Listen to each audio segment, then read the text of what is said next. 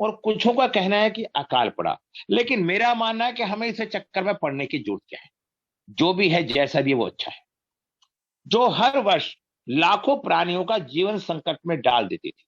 बाढ़ की भीषिका से जू- जूझना चीन के सम्राट के लिए सबसे बड़ी चुनौती बन गई, तथा काफी कोशिश के बावजूद भी इस संकट का समाधान ढूंढने में सक्षम नहीं हो पाया। बाढ़ पर काबू पाना तथा प्रतिवर्ष लाखों जानों को बचाने की उनकी कोशिश नाकामयाब रही।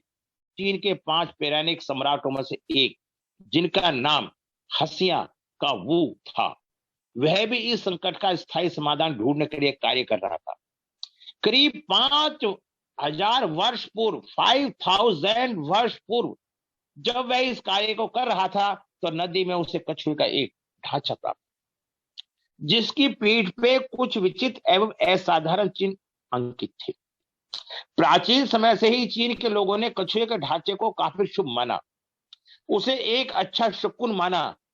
वो इसे सहयोगियों ने पाया कि कछुए की पीठ पर एक पूर्ण वर्ग बना हुआ था, जो 3x3 ग्रिड में विभाजित है। उन्होंने इसी जादू वर्ग में एक महत्वपूर्ण बात यह पाई कि आंकड़ों का कुल योग हर हाल में 15 ही आता है। हम जने जब चारों तरफ से वो टोटल करा देखा, तो वो अंक योग 15 ही आता है। आंकड़ों में 5 बिल्कुल मध्य में स्थापित था। उन दिनों चीन में अंक 5 को काफी शुभ माना जाता था। अतः वो एवं उसके सहयोगी इस खोज पर काफी आश्चर्यचकित थे। इस खोज के बाद वो बाढ़ के रहस्य का समाधान खोजने में सफल हो गया, तथा इस संकट का समाधान मिलने से लोगों ने राहत की सांस ली। इस कार्य को पारितोषिकता के रूप में वू को चीन का सम्राट बना दिया गया। ऐसा कहा जाता है लोशो ग्रिड की खोज के कारण चीनी अंक ज्योतिष, इंचित, फेंगशुई, 9 स्टार की डायग्राम थेरेपी आदि का उद्भव संभव हो गया उसका। इसके अतिरिक्त अन्य संसार के अन्य स्थानों में प्रचलित किया गया, जो कि पाठकों के लिए काफी उपयोगी तथा लाभकारी सिद्ध होने लगा, तथा उन्हें लोशो ग्रिड का ज्ञाता बनाने में भी लाभकारी सिद्धि हुई। एक मान्यता यह है कि एक लोशो संत थे।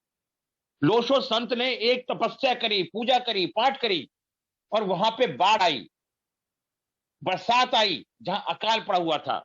और जब वो संत बरसात 51 दिन तक उन्होंने तपस्या करी।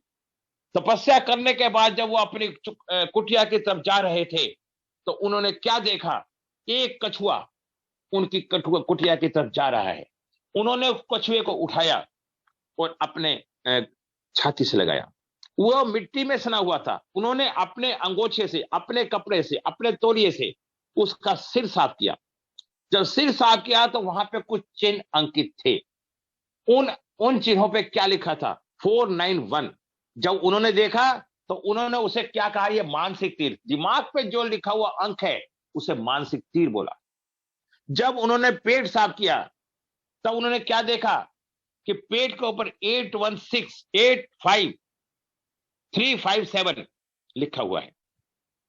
उसे उन्होंने आध्यात्मिक का दर्जा दिया, पेट से संबंधित कार्य का दर्जा दिया।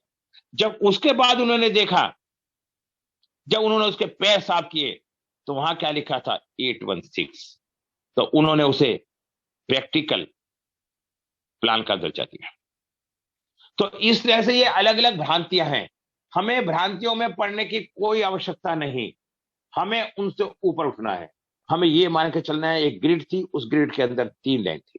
जब इनको हमने चारों तरफ से टोटल करके देखा, ठीक है, जब चारों तरफ से टोटल करा तो उसका 6 अंक आया। 15 15 का मतलब 6। तो उसके अंदर कौन कौन से अंक बनते हैं?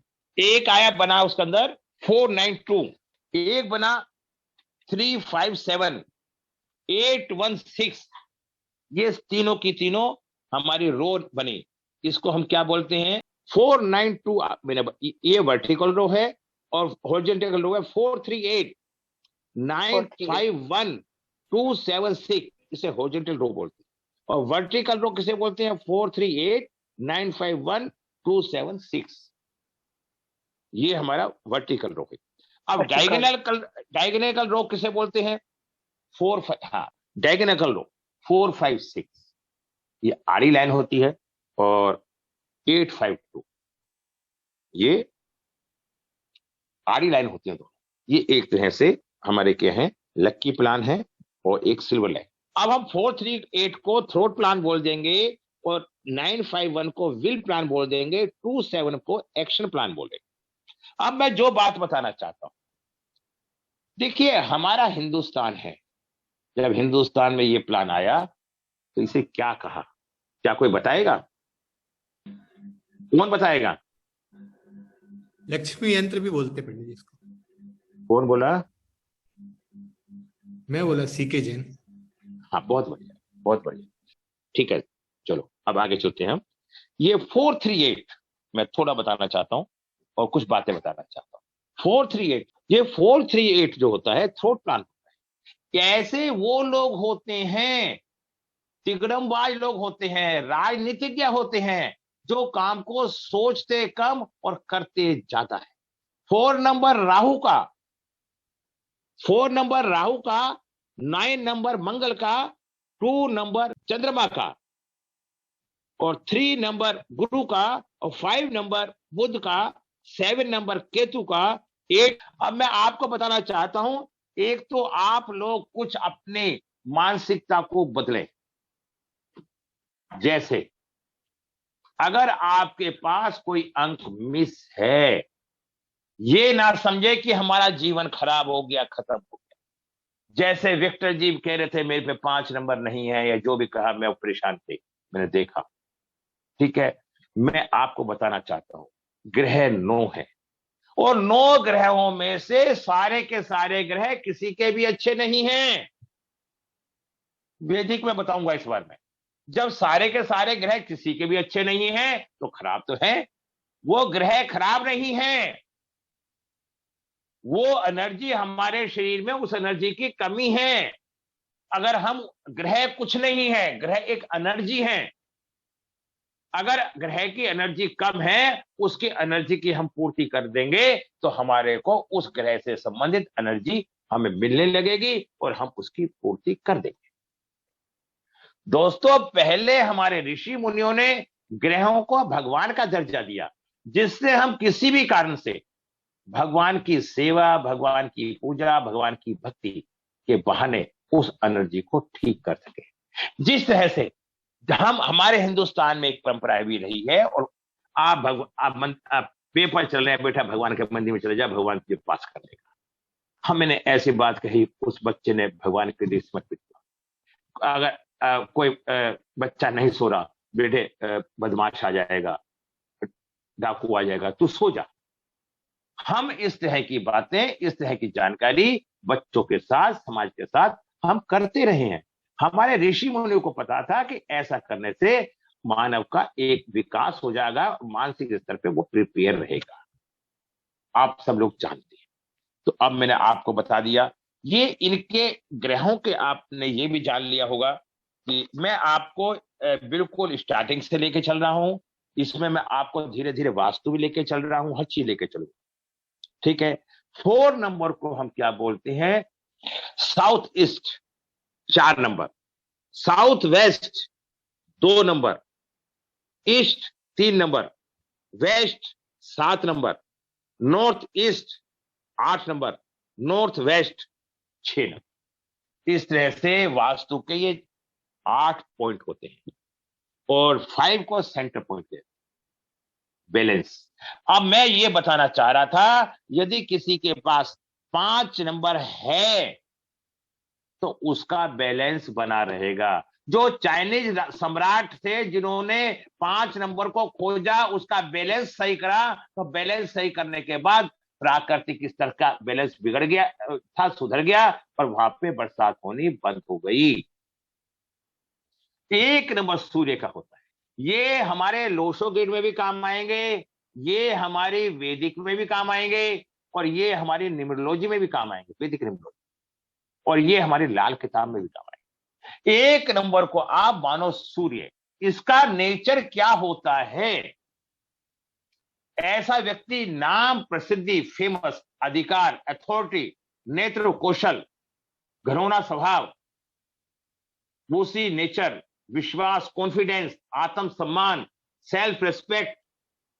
तो 1 नंबर वालों का ये नेचर होता है।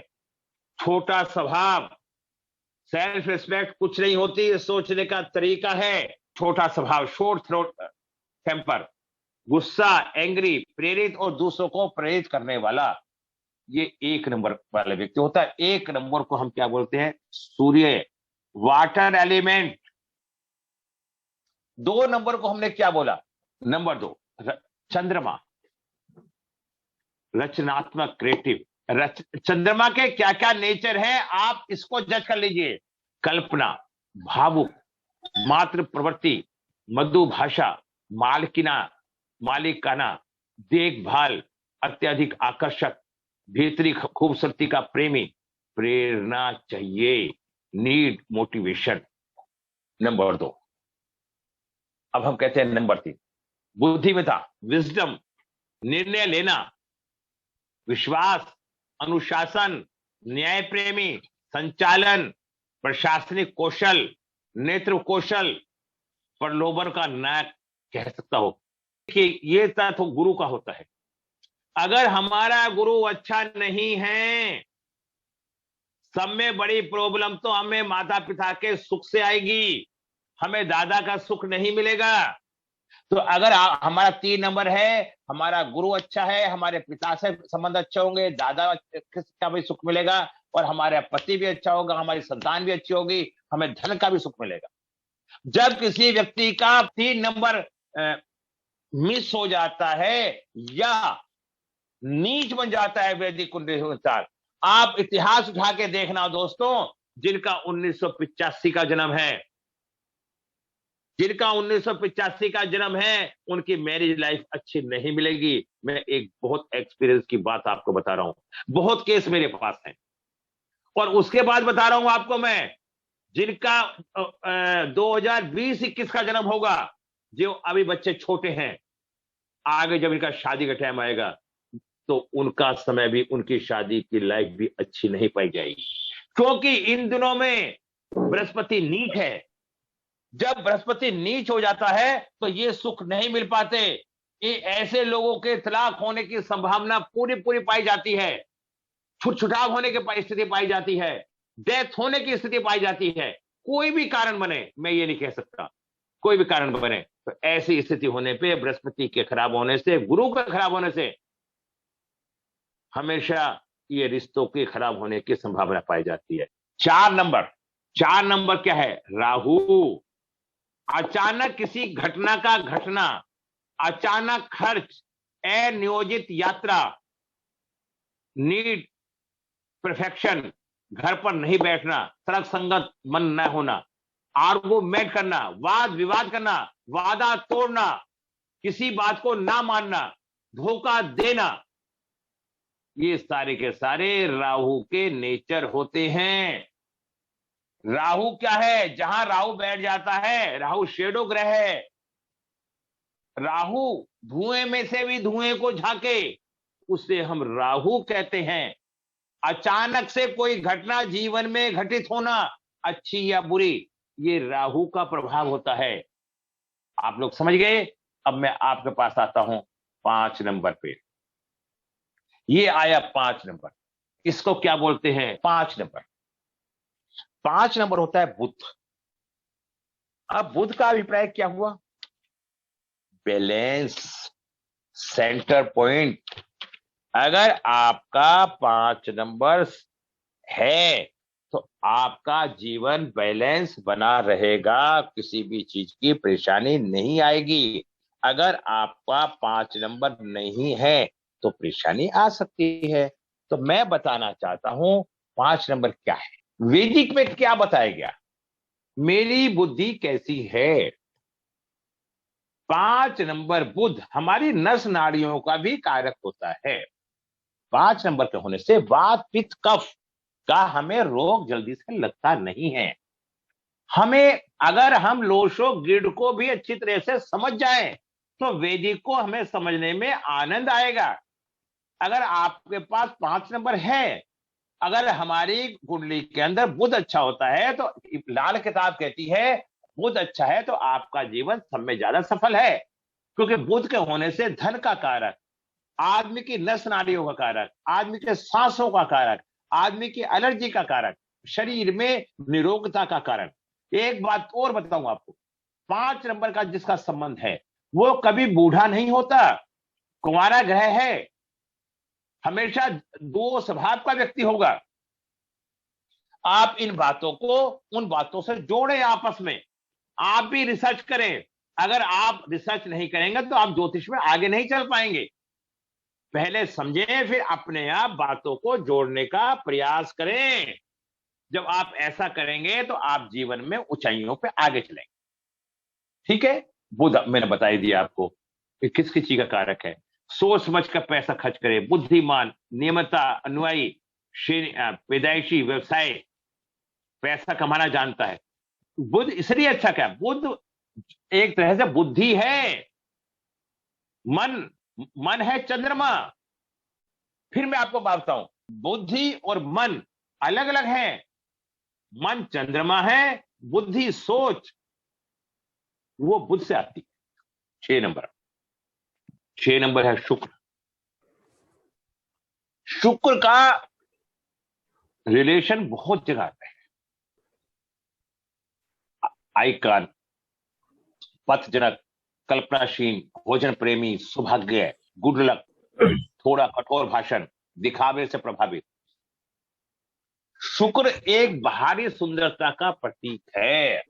6 नंबर जिसके पास होगा वो ब्रांडेड आइटम खाना पहनना पसंद करेगा। 6 नंबर जिसके पास होगा लग्जरी जीवन जिएगा। और 6 नंबर उसके मित्र मंडल, सोसाइटी उसकी बड़ी होएगी, उसके अंदर उसे आनंद की अनुभूति होएगी। ठीक है। 7 नंबर केतु। केतु क्या है, केतु परिवार, रिसर्च। हमने कहा कि जिसकी डेट ऑफ बर्थ में 7 नंबर है, मैं ये भी बताऊंगा कौन कौन व्यक्ति आज ज्योतिष में महान बन सकता है। स्थिरता, भाग्य, लक, आध्यात्मिकता, तर्क, गहरे विचार, शोधकर्ता, लंबी और फलदायी यात्राएं और विदेश यात्राएं, ये सब केतु से देखी जाती है। वीजा जो लगता है ये भी 7 नंबर से देखा जाता है। क्या ये आपको बताया गया है, आपने पढ़ा इस बात को? नहीं। 4 और 7 वीजा लगाते हैं। 6 तो लग्जरी देता है, विदेश में पहुंचाने में सहयोग देता है, लेकिन वीजा लगने के लिए 4 और 7 नंबर चाहिए। मैं आपको बहुत तरीके से बताने की इच्छा रखूंगा, आप चिंता मत करें। इन्हें चारों तरफ से हम दाएं बाएं से घुमाएंगे। आप 5, 6, 7, 10 क्लासों के बाद जब आपको रम जाओगे। चलो, ये 7 नंबर केतु। केतु का क्या काम है? एक तरह से व्यक्ति का शोधकर्ता, तार्किक, ये मैंने आपको बता दिया। 8 नंबर ऐसा व्यक्ति अच्छा, आस्तिक, मेहनती होगा, ईमानदार होगा। 8 नंबर क्लियर हो गया आपका? अच्छा, अब देखिए 9 नंबर मंगल का होता है, ये मैंने बता ही दिया आपको। मंगल साहसी, लड़ाकू, समझदार, विश्वास, बहस, नीडर। 9 नंबर से ही डाकू बनता है और 9 नंबर से ही डॉक्टर बनता है।